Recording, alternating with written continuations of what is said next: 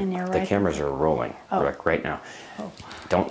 Don't stop them, because this is real. This is the beginning of the show. This is it. Yeah. I'm powdered. You powdered me. My name's Jarrod, and English is my second language. Music is my first. Sometimes one candle can make a difference in a darkened room, and it can be a single note in a symphony that makes the tears fall. This is my candle. This is my note. This is spiked piano.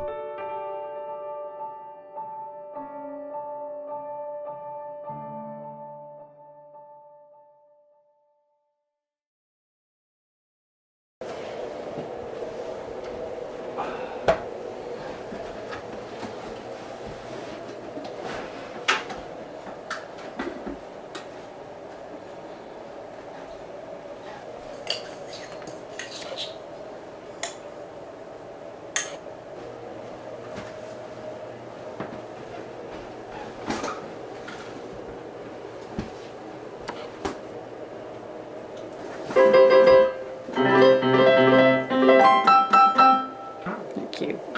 What? You're cute.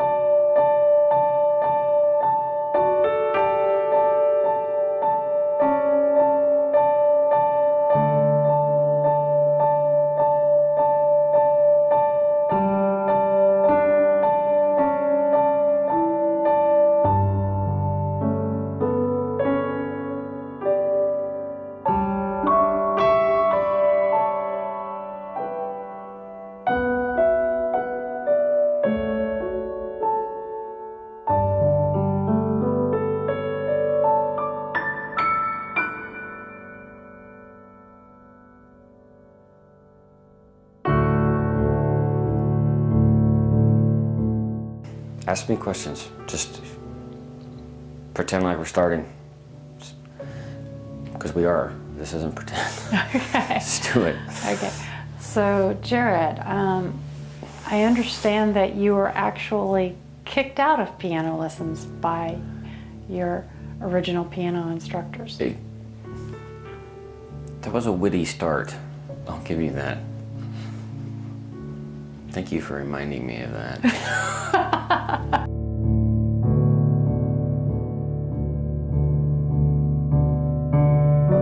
Ask me who I am. Jarrod.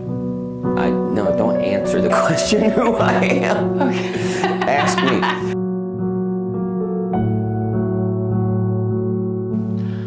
What is your name and what do you do?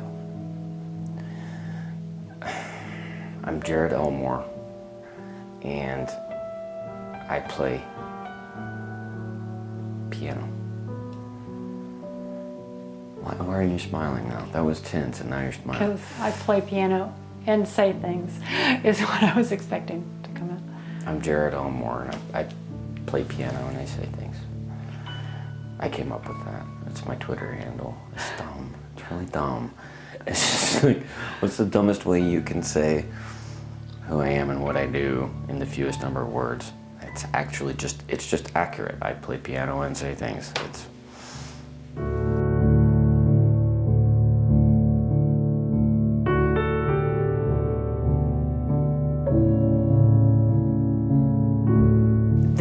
There's a woman who contacted me through my mailing list who was diagnosed with cancer recently, and she contacted me and just told me the difference I was making in her life, and we're gonna go meet her, and we're gonna talk to her, and we're gonna go from there. And by the way, I'm Jarrod Elmore. I live in Tulsa, Oklahoma.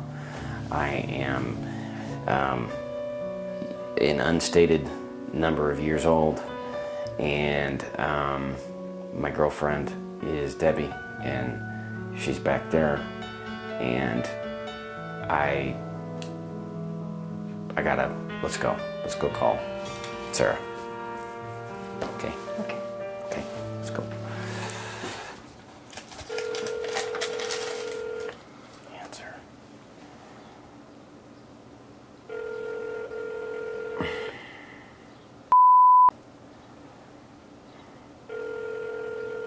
I just figured she'd be right there.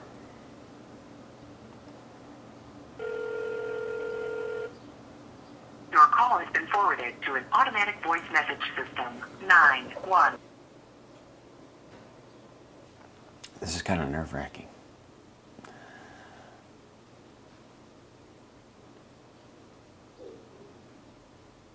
When she calls back, if she calls back, then we're taping. I think it's interesting how we use the word taping nowadays when there is no tape anymore. There's cards. You shoot and record onto hard drives and memory cards. We should say we're carding. We're going out carding. If she calls us back, we're carding. Well, she had to cancel because she's a chemotherapy patient, and she is sick on a regular basis, feels nauseous, is having a hard time keeping food down. These kinds of things, and will be out of energy or just feel not her best, and feels like I don't want to be filmed today, and so she canceled. So I got her on the phone and we talked about it. Sarah. Yep. What's going on? Well, I was asleep when you called, I guess. I had to go have blood work done this morning, and my white blood cells have tanked out again. So they've given me a shot, and they told me not to go anywhere or do anything until Friday when I go back. So I really need to reschedule. Oh, gosh. I know. Okay. But the doctor said if someone sneezed on you, it could be the sneeze of death. Well, I would not want to be the person who delivered the sneeze of death. So, I knew I felt tired today, but, that's to be expected. Right. I was starting to get a picture of who she was. That she's alone. She spends her time either seeing doctors, getting chemotherapy treatments, or hanging out by herself and thinking about the meaning of life in between. Okay, for whatever reason, Sarah, listen. I just met you, okay? I barely know you, but I'm going off an intuition. This is the feeling I get. You're spending a lot of time alone. Yes, absolutely. Okay, and I don't know about your family or if you have family or who's around, but I keep on getting this picture of you that you spend tons of time in between doctor visits and medical news, and you have all of this time to reflect and to think about your current state and what your life has meant up to this point and what it means now and where you're going from here. And even I imagine that you have people reaching out to you occasionally, but there's a lot of time in between calls or visits when somebody stops by. Yeah, I haven't had, since I moved into the house that I'm renting now, I've lived here 7 months now. I've not had a single visitor at all. Sarah was really revealing a lot of material just over the phone. I know. My heart is just expanding right now for you. And just, people don't know what it means to care, do they? They don't. No, they don't. She canceled again. You're telling me you don't feel like doing this today? I would do it, but I won't be the person that I normally am, because it is taking so much of my energy just to choke back vomit and try to focus on just having the strength to get up and walk into the kitchen to get some water or that kind of thing. finally, I find out I'm going to be able to see her, and she's coming to Tulsa, where I live, and she's doing a treatment. She's doing a chemotherapy treatment. So I decide that I'm going to see her. I have to get in the shower. I'm going to be there waiting for you in the lobby tomorrow at 8:30, okay? I'll look forward to it. Thank you. All right, Sarah. See you tomorrow. Bye. At the last minute the night before, I decided my gut instinct tells me not to film this and just to go by myself. And so I went to the Tulsa Cancer Institute and just hung out with her with no cameras and spent 3 or 4 hours just talking to her and watching what she goes through. And I did not film it.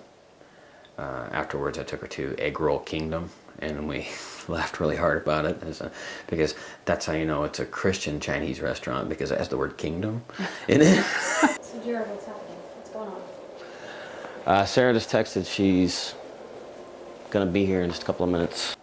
I had her come by this studio right here. Actually, I have a recording studio too, so I had her come by my recording studio and hang out, and we talked. All right, here she is. All right, let's go.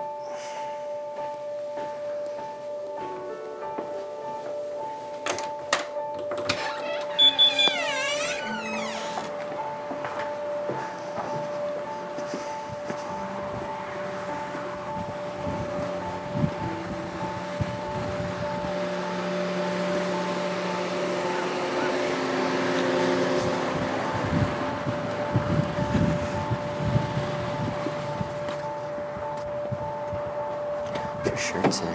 Hello. To write love on her arms. Are you really filming? Yeah, really are filming. All put together? Good. What's happening? How are you? Hey. Hi. You gotta get something out of the car? I don't know. I might get back in. Just come inside.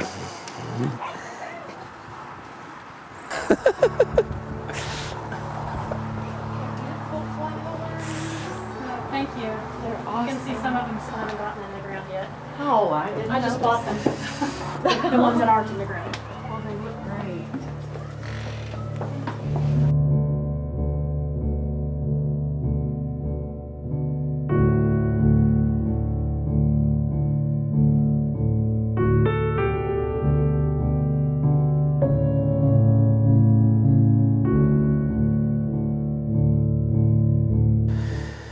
What is your name? Really? Mm-hmm. Sarah. And for this show, you don't have a last name, right? Sarah Leslie, that's me. When did you get your diagnosis? Where were you? And what was that day like? The date was the 26th of February when I had a mammogram, and they told me right then that it was abnormal. That's the day my wife left me. Really? 2014? No, 2015. 2015. Mm-hmm. That's 2 years to the day my wife left me. February 26, 2013. That's a dark day, isn't it? Holy Okay, so my wife left me and you got diagnosed with cancer. Yeah. February 26th. Mm-hmm.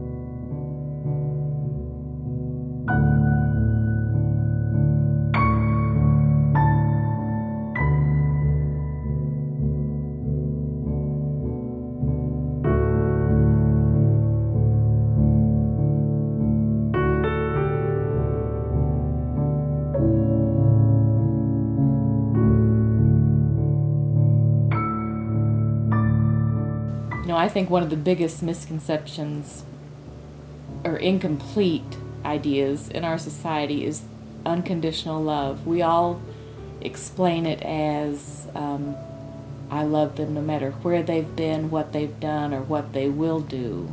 Mm-hmm. But to me, unconditional love also means I love them and I just don't know why. Mm-hmm. It's a certain kind of love that cannot be explained. I mean, I could give you a long list of the things I love about you, your look, your music, your talent, your kindness, Those are characteristics that I love about you. Why I love you can't be described. So this is what I learned from Sarah.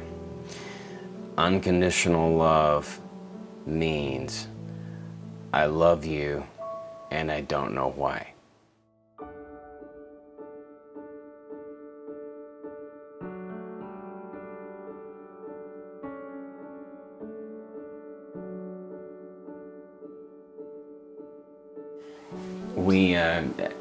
After we hung out and talked, we got in the car and headed to the treatment center where I had hung out with her 3 days earlier. So we're off Mine was shut anyway. to the cancer center, the scene of our first hangout, and where you've been spending a lot of time lately.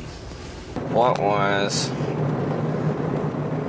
one thing in your life that was harder to survive than cancer? Overcoming being raped at 17. Wow. What was harder about that than surviving cancer? It was harder because I had to go through the process of blaming myself, feeling guilty, feeling somehow that I had asked for it, and the shame, just such shame of having your dignity stolen. In a way, cancer reminds me of the loss of dignity, but it's totally just one of those things that happens. No one did this to me, and it's nothing I did to myself. Right. What is another thing you went through that was harder to get over than cancer? Divorce was harder, simply because I had built up what I thought marriage should be, and accepting the fact that I didn't have that, and that, you know, I'll never have a 50th wedding anniversary or all the landmarks that people talk about and brag about. I also came from a family that, you know, no one else had been divorced.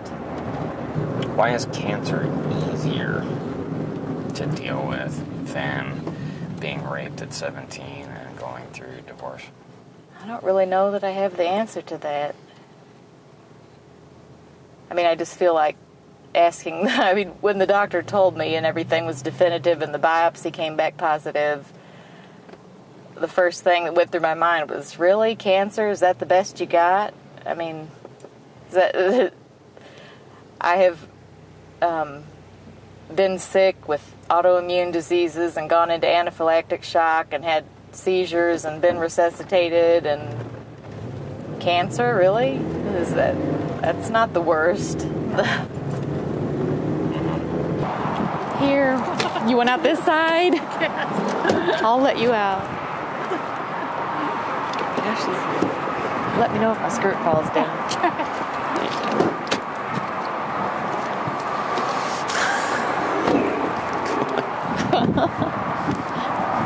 Does this microphone make my butt look big? Does the microphone make your butt look big? It's right here. Quit it.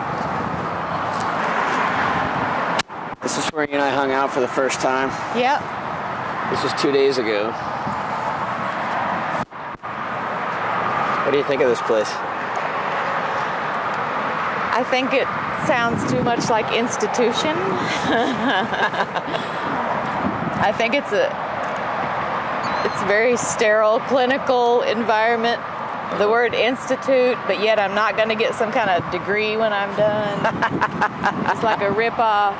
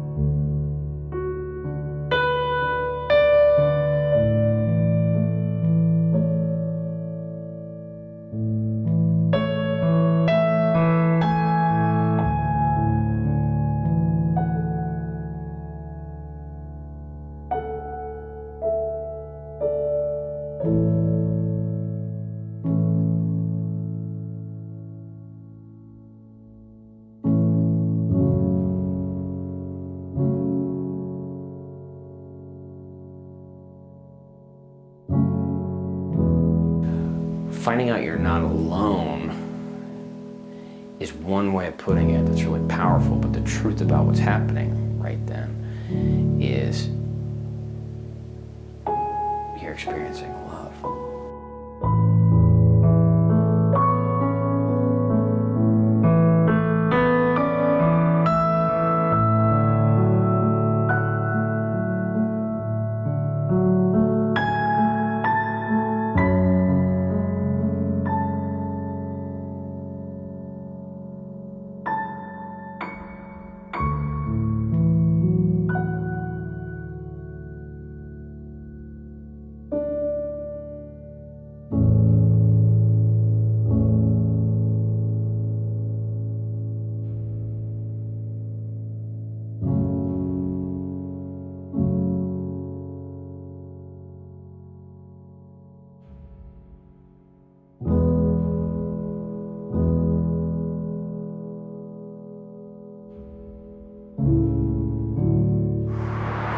That's the treatment room where I get my chemo,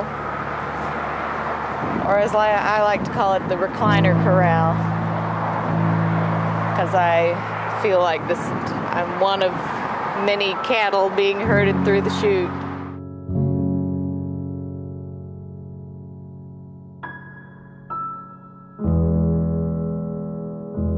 What are you thinking as you walk towards this door to go to treatment every Friday?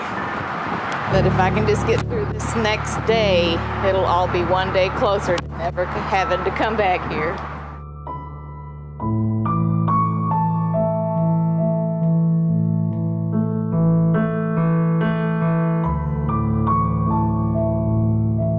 Well, on the way there, we had seen this cemetery, and we had joked about, that could be an interesting place to go visit.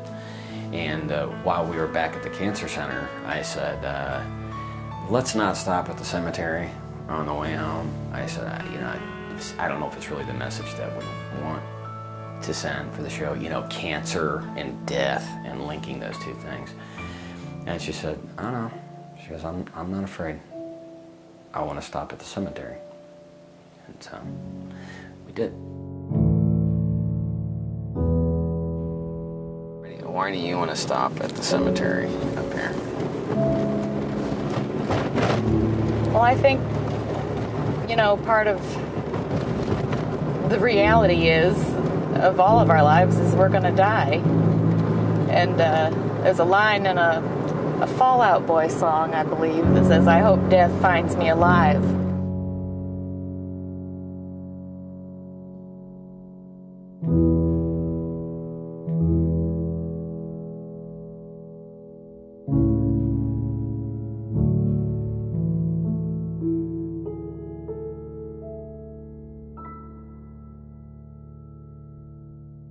I'll stop on the car for this.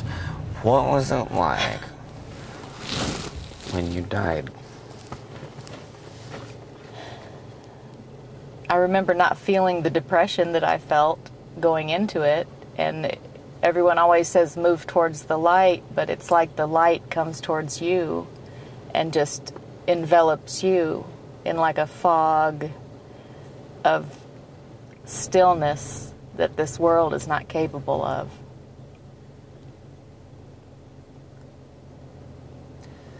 Do you want to go ahead, Nikki? No, I don't. The Asian lady said the back of my head's flat. Are you saying that you're wearing a wig right now?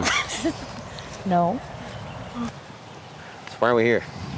Well, I am very aware that death often comes with my illness. Mm-hmm. And I think there's something peaceful about cemeteries.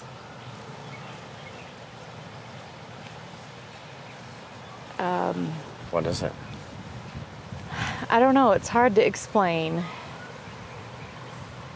This body that has served me well, has been through a lot, that I've abused, that's been abused, is finally returning to ashes. And all life originally was created from dust and ashes, and this will be just another part of my journey, whether it's from cancer or something else, that someday I'll come up from the ashes. And I have come up from the ashes over and over and over that there's nothing scary about this. I've told both my daughters, stuff my pockets full of fireworks and have me cremated. I love that. So we'll see how that goes. You can read about it in the paper. All right. Whenever it happens. It may or may not be because of cancer.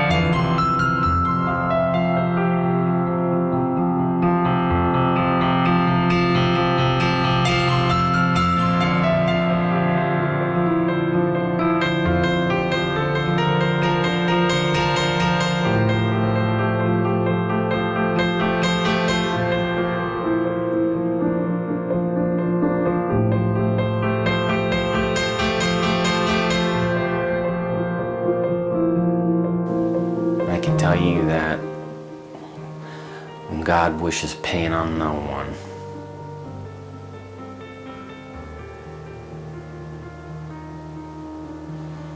your pain is not your fault.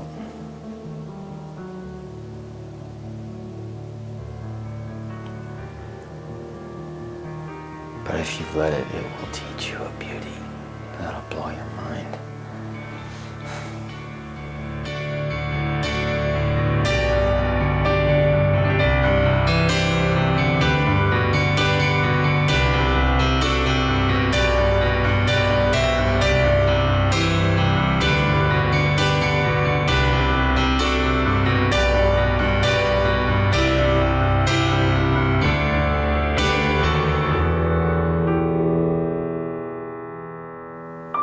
Sarah,